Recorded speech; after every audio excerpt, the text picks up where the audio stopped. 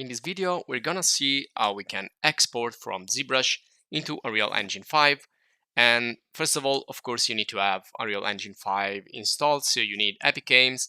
Once you have the launcher, you can then create a new level. So I'm gonna use here this simple first-person shooter so that you can all follow the lead.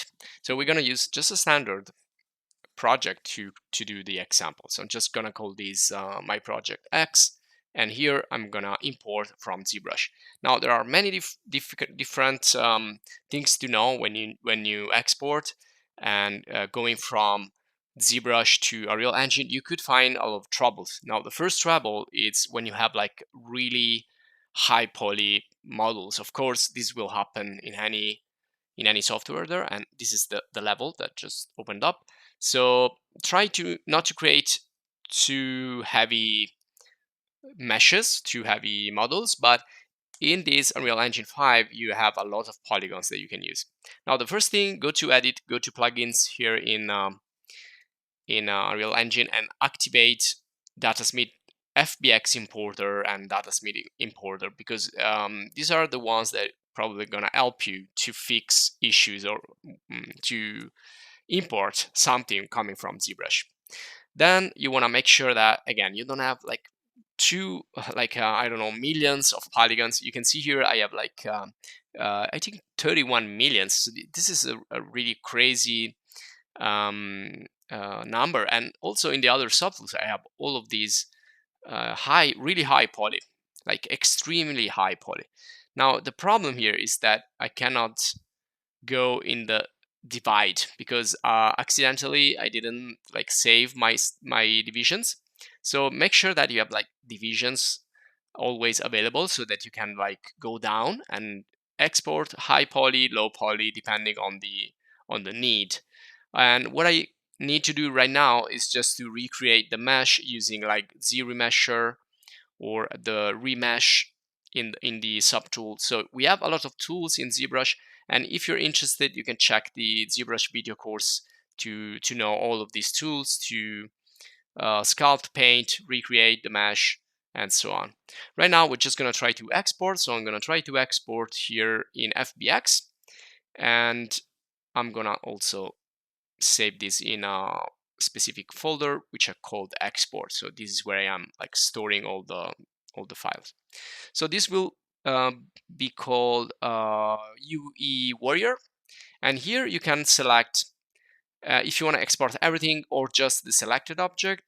And of course, if you export everything and everything, it's a really like ultra poly, it's gonna be a really long process. So again, well, here let's try with Unity in the settings or 3ds Max. Now you need to test all of this stuff. There are ones that work better, ones that work less better. So let's see here.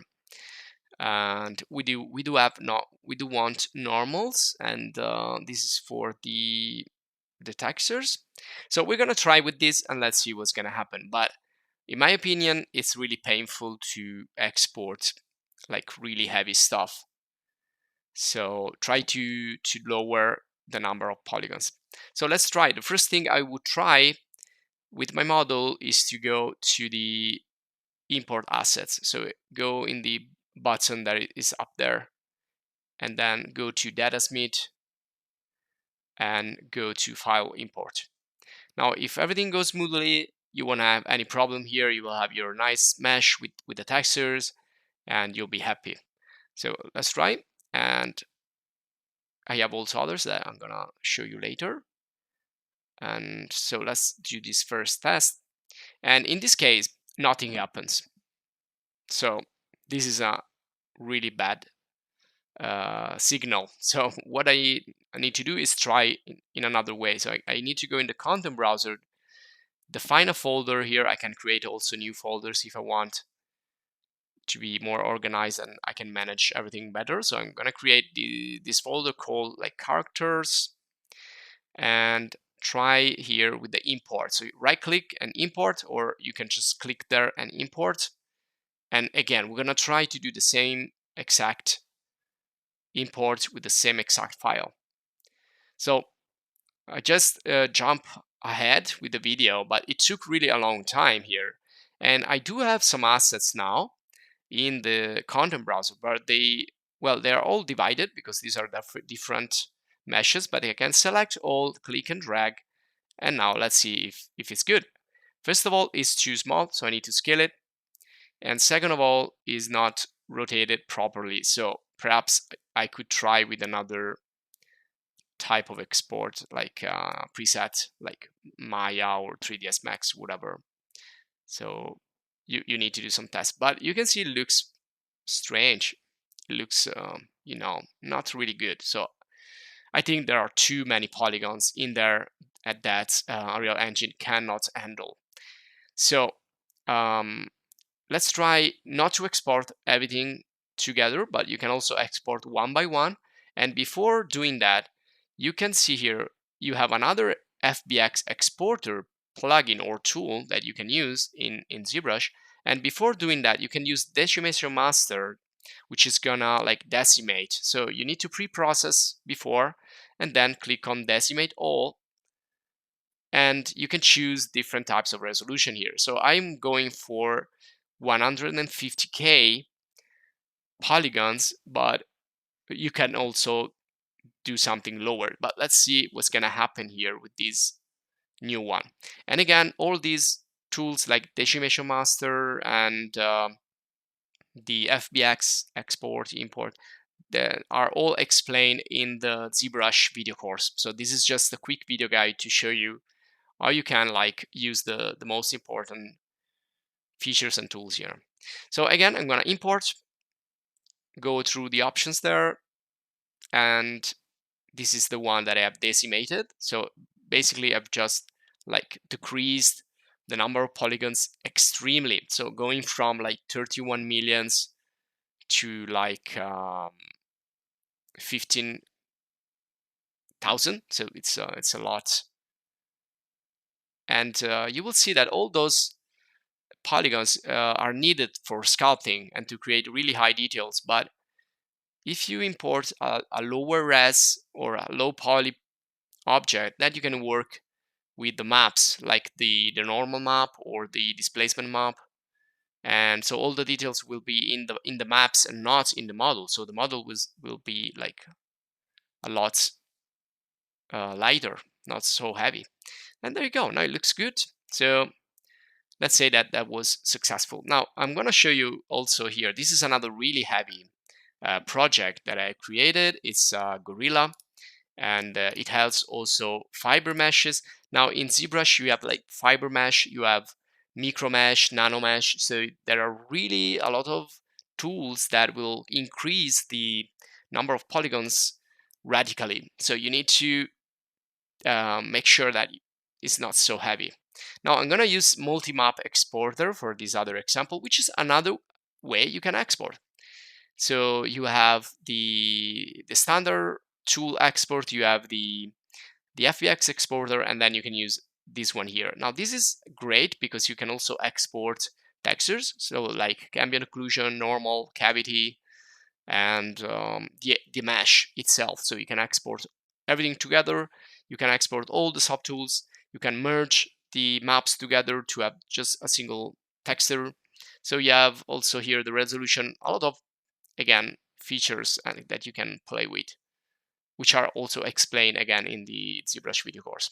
So I just export this, and you can also see another video guide in the channel on how we export this and import it into Blender. And sometimes I do a passage in Blender because it's like Blender is capable of fixing things. I don't know why, but this is another option that you have. Now this is another model right here from the ZBrush video course, and I'm gonna just show you that if the material is not imported automatically, well, that's not gonna be like much of an issue. You just need to get your textures, which you can see here. These are the various textures of this other model from the folder, and just import them. You can also do drag and drop from a normal Windows, or you can just open it up directly in the content browser. So if I want to use the ambient occlusion here, and then I have the normal map. So I have many maps that I have exported with MultiMap exporter, and also the mesh, of course, which is right there. So I just imported the texture here, but previously I've imported the model with the usual processes. And now I'm just going to click and drag that texture onto that model, and it's going to automatically generate the material for me. This is really cool.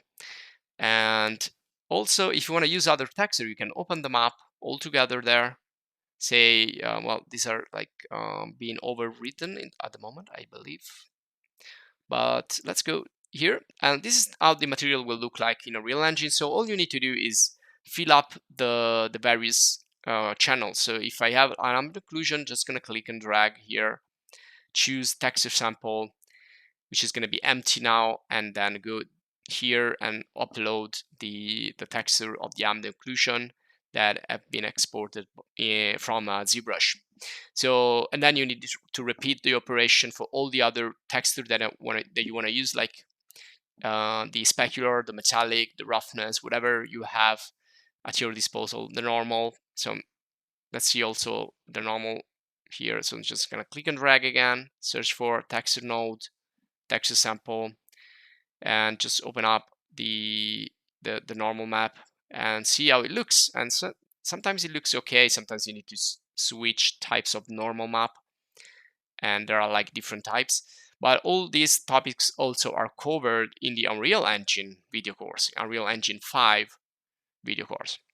Now let's do the last insertion here. So you can see I've already imported the gorilla again as an FBX, and these are the fiber meshes right here, the fur of the gorilla. So you can either choose to use the fur, so just select everything and the fur included, or just the standard gorilla here. And you can see that also the standard gorilla will look fine because I've like painted and sculpted the fur directly onto the mesh. So if you want to keep the number of polygons down, you can sculpt the fur directly onto the mesh, as you can see there. And I also have teeth and eyes. They're all separated, but they're all separated subtools, but I just selected them all, click and drag, and they're all in. And this is already good in size, but I just needed to rotate it. So try different settings when you export. So this will be all for this quick video guide. Again, if you like it, check the Unreal Engine video course, the Zbrush video course. Join the channel to stay updated for more videos. And if you want to give us a little thank you, a little support, you can join the channel as a supporter. Thanks for watching, and see you in the next video.